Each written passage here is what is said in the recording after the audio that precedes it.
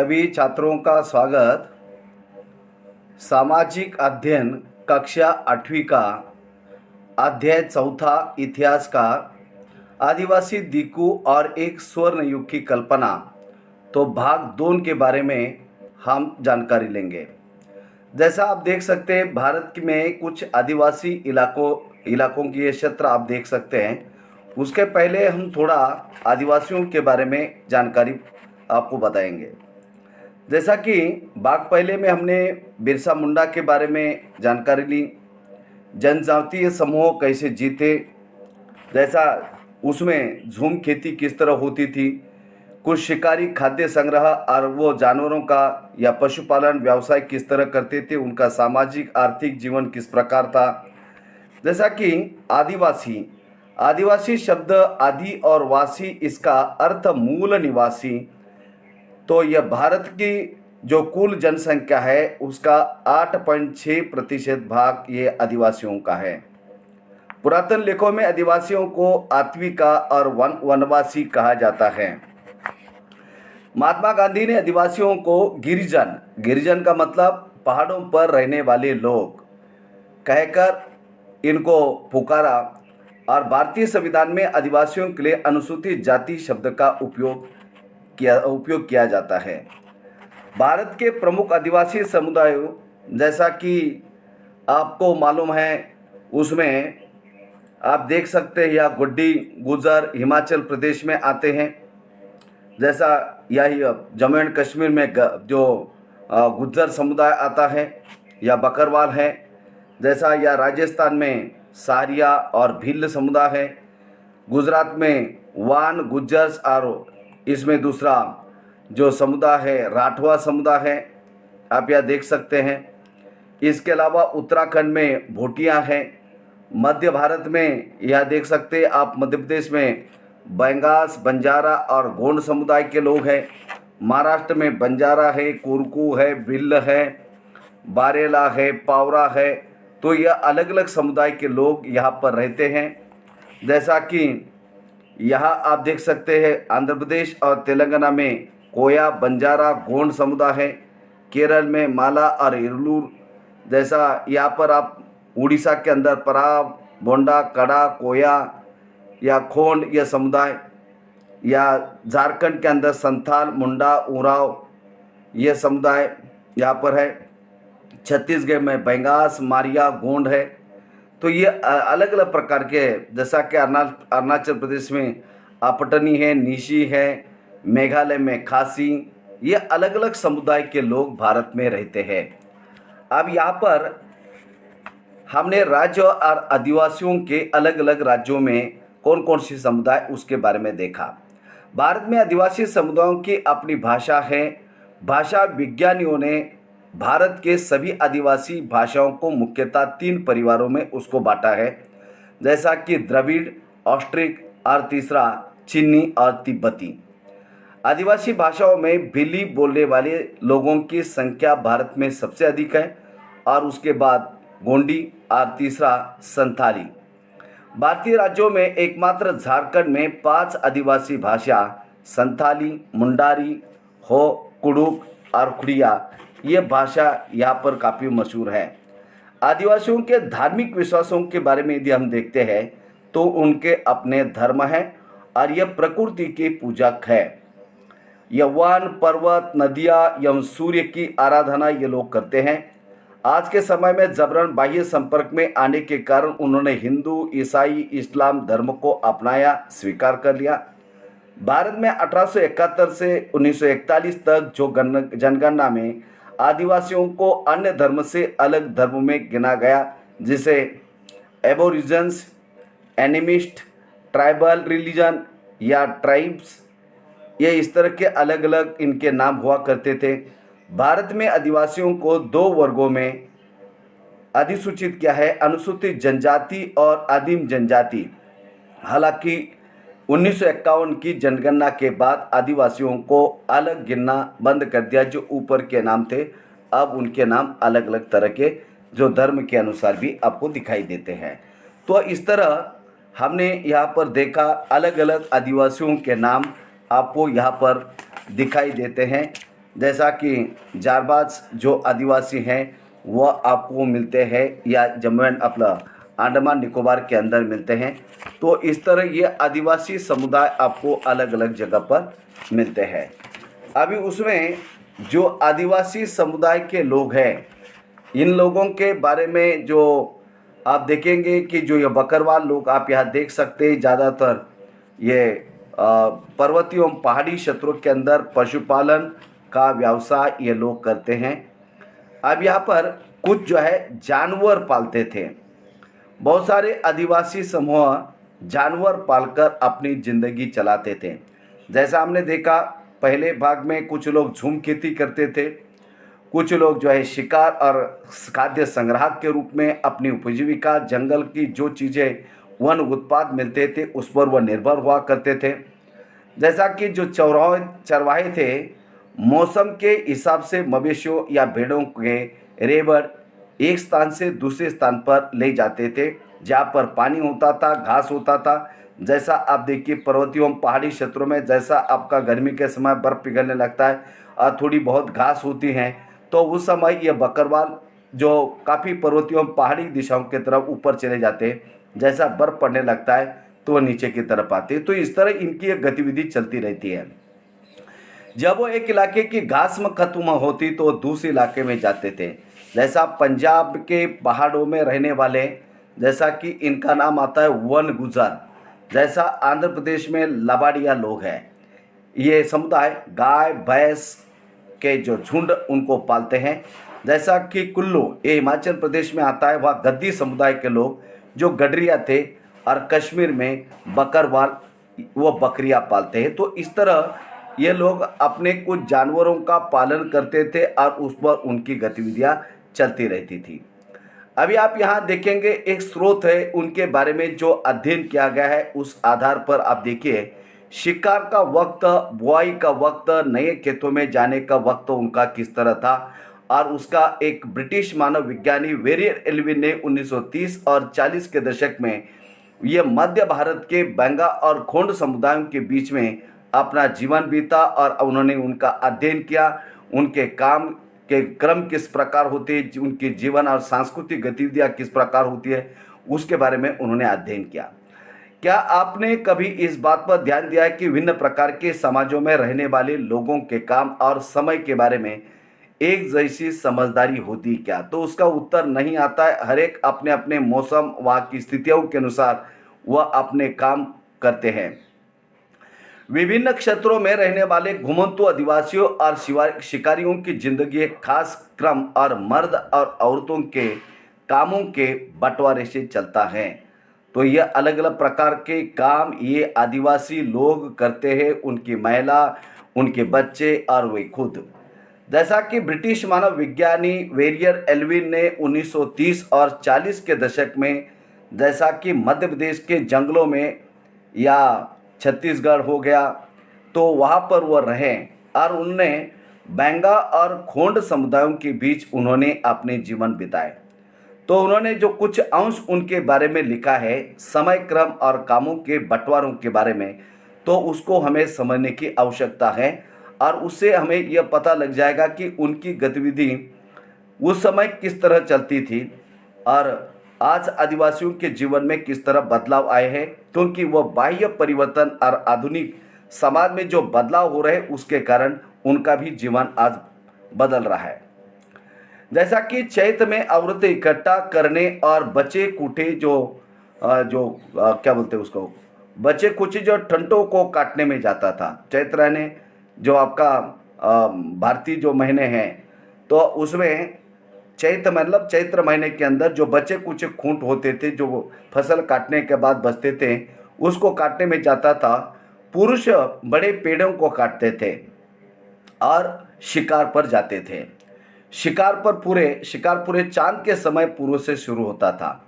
शिकार के लिए बांस के फंदों का इस्तेमाल करते थे, मतलब जानवरों की शिकार करते थे और उसमें बांस के फंदों का, तीर कमटे का उपयोग ये करते थे।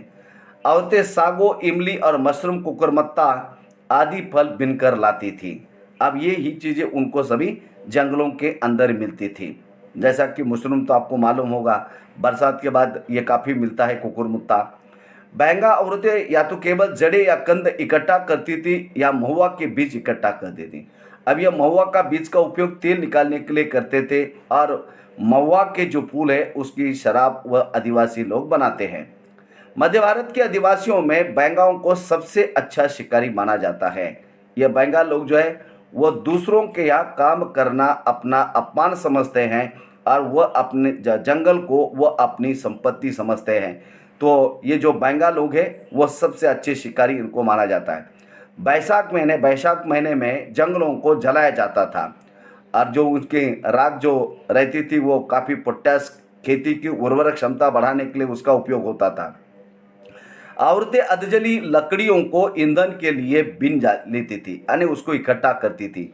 आदमी शिकार पर जाते थे लेकिन गांव से दूर नहीं जाते थे। अब वो औरतों का काम अलग होता था और या पुरुषों का शिकार के लिए सभी लोग एक साथ चले जाते थे। जैसा कोंड आदिवासियों के बारे में भी हमने देखा, जब वो शिकार के लिए जाते थे तो सभी मर्द एक साथ जाते थे और जो भी शिकार मिलते थे आपस में मिल बांट कर वो उसका योग करते थे, उपयोग करते खाते थे खाने के लिए। आदमी शिकार पर जाते रहते थे लेकिन गांव से दूर नहीं जाते थे। जेठ में बुआई होती थी, यानी पेरनी ज्येष्ठ महीने में, और वो शिकार चलता रहता था। आषाढ़ से भादों तक मर्द खेतों में काम करते थे। क्वार में फलियां आने लगती थी और कार्तिक में कुटकी पक जाती थी। अगन में सारी फसल इनकी तैयार हो जाती थी। मतलब अलग अलग महीने में उनका किस तरह काम चलता था उसके बारे में सिलसिलेवार ब्यौरा उन्होंने लिखा है पेरेर एल्विन ने। पूस में फटकन की जाती थी। नाच गाना और शादियां भी पूस के महीने में ही हो जाती थी। अक्सर पौष महीने में शादियां होती थी। जो फसल काटी जाती थी उसको बनाया जाता था और माघ में पुरुष नए बेवड़ की तरफ चले जाते थे। अब यहाँ पर आप देख सकते हैं मध्य भारत के अंदर जो बेवड़ है, मध्य प्रदेश में घुमंतु खेती करने के लिए या खेती के लिए इस्तेमाल होने वाला शब्द है। अब इसमें ये चक्र पहले साल का होता था, दूसरे साल शिकार के लिए ज़्यादा समय उनको मिलता था क्योंकि उन्होंने पहले से ही ज़मीन को तैयार किया है। जैसा कि जो पेड़ है उनके डालियों को काटकर सूर्य प्रकाश या प्रकाश उनको मिलता था, खेती भी उसको तैयार हो जाती थी। क्योंकि केवल कुछ फसलों की बुआई कटाई होती थी, क्योंकि भोजन काफ़ी होता था, इसलिए पुरुष बेवड़ों में ही रहते थे जहाँ उनकी छोटा बहुत भूखंड पर उनकी खेती होती थी। तीसरे साल में भोजन के लिए वन उत्पादों की उनको जरूरत पड़ती थी। इस तरह उनका जीवन का क्रम, उनका समय और क्रियाकलाप इस तरह चलता था। वेरियर एल्विन द्वारा लिखित बैंगा 1939 और एल्विन के प्रकाशित रचना notes on the Khonds Verrier Elwin papers Nehru स्मृति संग्रहालय एवं पुस्तकालय पर आधारित है। तो ये स्रोत काफ़ी इम्पोर्टेंट है कि उस समय उनकी क्या क्या गतिविधियाँ चलती थी। आप यहाँ देख सकते हैं एक आदिवासी लड़की ईंधन के लिए लकड़ियाँ लेके आ रही है और यह संथाल लड़की बिहार 1946 का एक उसको फोटो आप देख सकते हैं। बच्चे वन उपज इकट्ठा करने के लिए अपनी माँओं के साथ जंगल जाते थे। मतलब बच्चे भी अपनी माँ को मदद करते थे। यह देख सकते अब कुछ आदिवासी महिलाएं अपने सर पर ईंधन के लिए लकड़ी ले आ रही है, उसका ये फोटो आप देख सकते हैं, उनके वेश देख सकते हैं। इस तरह आप देखेंगे कुछ लोग एक जगह खेती करते थे। अब क्या हो गया, धीरे धीरे करके बाह्य समाजों के साथ उनका संबंध आने के कारण जो थोड़ी बहुत जंगलों के अंदर जो ज़मीन भूखंड होते थे, जंगलों में तो काफ़ी ज़मीन होती थी, झूम खेती करते थे, लेकिन अब वो धीरे धीरे करके ये आदिवासी लोग एक जगह पर स्थिर होने लगे और वहाँ पर वह अपनी उपजीविका के लिए खेती करने लगे। 19वीं सदी से पहले ही बहुत सारे जनजातीय कबीले एक जगह टिक कर वो खेती करने लगे। अब ये कबीले मतलब वो जो है उनका एक समुदाय होता था। वे बार बार जगह बदलने के बजाय साल दर साल एक ही जगह खेती करते थे। मतलब उन्होंने पहले झूम खेती एक जगह, जैसा कि पूरी मशागत करना, पेड़ों को काटना, घास जलाना, वहाँ खेती करना, फिर दूसरी जगह पर चले जाना। तो इस तरह उनका घुमंतु जीवन था और ये धीरे धीरे करके उसमें कुछ बदलाव आने लगा। वे हलों का इस्तेमाल करने लगे। उसके पहले वो कुल्हाड़ी और दूसरा खुरपी का इस्तेमाल करते थे इसके लिए। टिकम का इस्तेमाल करते थे। अब उसके जगह हल यानी नांगर आ गया और धीरे धीरे उन्हें ज़मीन पर अधिकार भी मिल रहा था, क्योंकि ब्रिटिश सरकार ने कुछ ऐसे नियम ये जंगलों के बारे में भी बदल दिए थे और उसका भी उनको थोड़ा फायदा हुआ। हालांकि वो ब्रिटिशों के लिए काम करते थे, लेकिन इस तरह उनको जितना पहला जंगल के अंदर आज़ादी से घूम रहे थे, इतनी आज़ादी अब उनकी धीरे धीरे करके आदिवासियों की कम होती जा रही थी और इसलिए आदिवासी थोड़े नाराज हो रहे थे। बहुत सारे समुदायों में छोटा नागपुर के मुंडाओं की तरह जमीन पर पूरे कबीले की संपत्ति होती थी। जो जमीन होती थी, जो उनका पूरा कबीला होता था, उसकी वो संपत्ति होती थी। अभी आप यहाँ देखेंगे आदिवासियों के कुल क्या होते थे। कुल के सभी सदस्यों को उन मूल निवासियों का वंशज माना जाता था। तो उनके अपने अपने आदिवासियों के कुल होते थे और जिन्होंने सबसे पहले आकर जमीन को साफ किया था। जमीन पर सभी का इसलिए अधिकार बराबर सभी का अधिकार होता था। फिर भी अक्सर ऐसा होता था कि कुल के कुछ लोग औरों से ज़्यादा ताकत जुटा लेते थे, जो कुछ मुखिया बन जाते थे और बाकी उनके शिष्य या अनुयायी होते थे। जो ताकतवर होते थे वो खुद खेती नहीं करते थे, वह अक्सर अपनी ज़मीन दूसरे कुल के सदस्यों को बटाई पर अपनी ज़मीन देते थे। अब उसमें जैसा कि हमने पहले भाग में देखा कि इनके अंदर भी सामाजिक और आर्थिक दृष्टि से कोई ताकतवर हो गया तो थोड़ा सा कोई कमज़ोर हो गया।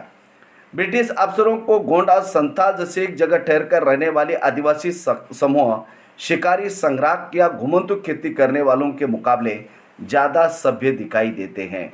अब यहाँ आप देखेंगे ये गोंड या संथाल, जैसा कि छत्तीसगढ़ हो गया या फिर आपका संथाल, ये झारखंड या उड़ीसा के अंदर संथाल समुदायों के लोगों की संख्या बहुत ज़्यादा थी और वो एक ही जगह पर रहते थे। बाकी जो अन्य आदिवासी समुदाय शिकारी, संग्राहक और घुमंतु खेती करने वालों के मुकाबले देखा जाए तो ये सबसे सभ्य लोग इनको माना जाता था। जंगलों में रहने वालों को जंगली और बर्बर माना जाता था, उनको ऐसा वो समझते थे। अंग्रेज़ों को लगता था कि उन्हें स्थायी रूप से एक जगह बसाना बहुत ज़रूरी है और उसके लिए उन्होंने उनकी गणना भी शुरू की, लेकिन अप्रत्यक्ष रूप से ब्रिटिशों का मकसद यह था कि यदि एक जगह पर यह स्थिर रहेंगे तो उनको उनसे लगान भी मिल सकता है। लेकिन उनको स्थायी रूप से एक जगह बसाने के लिए अंग्रेज़ों ने उनको इस तरह का उन्होंने कुछ नियम बनाए और इनको आदिवासियों को सभ्य बनाने की भी आवश्यकता है, ऐसा उनको लगा। अब यहाँ आप देख सकते हैं यह आदिवासियों के अलग अलग जगह पर उनके ये जगह एक जगह पर वो स्थिर होने लगे जंगलों में। तो इस तरह उनके आप मकान देख सकते हैं, जो पर्वत पहाड़ और जो इलाका है उन्होंने अपने इस तरह के मकान बनाने शुरू कर दिए। अब यह आदिवासियों के आप यह कल्चर उनका देख सकते हैं। जब उनकी खेती सब कुछ होने के बाद वह किस तरह अपने सांस्कृतिक उनकी गतिविधियां चलती थी, नाच गान और अपने पारंपरिक वेश परिधान करके ये लोग अपना मनोरंजन करते थे। अब यह और आदिवासियों की एक बात, उसमें पूर्वोत्तर के निशी आदिवासियों के एक गांव में लट्टों से बना घर आप देख सकते हैं। जब यह घर बनाए जाते तो पूरा गांव उस घर मकान तैयार करने के लिए वह आता था। मतलब सामुदाय प्रकार से यदि गांव में किसी भी व्यक्ति का कोई भी काम है तो गांव के सभी सदस्य आकर उनको काम करने के लिए मदद करते थे। तो ये काफ़ी जो है सामंजस्य उनके अंदर था। तो इसी तरह आपका भाग 2 समाप्त होता है और अभी हम लोग जो भाग 3 के बारे में जो देखेंगे, औपनिवेशिक शासन ने आदिवासियों के जीवन पर किस तरह असर डाला, यह भाग हम 3 पर हम देखेंगे। तो आप सभी को नमस्कार और आप ज़्यादा से ज़्यादा ये वीडियो देखिए, सब्सक्राइब करिए ताकि आपको नए नए वीडियो के जो आएंगे उसका नोटिफिकेशन आपको मिलता रहेगा। तो धन्यवाद।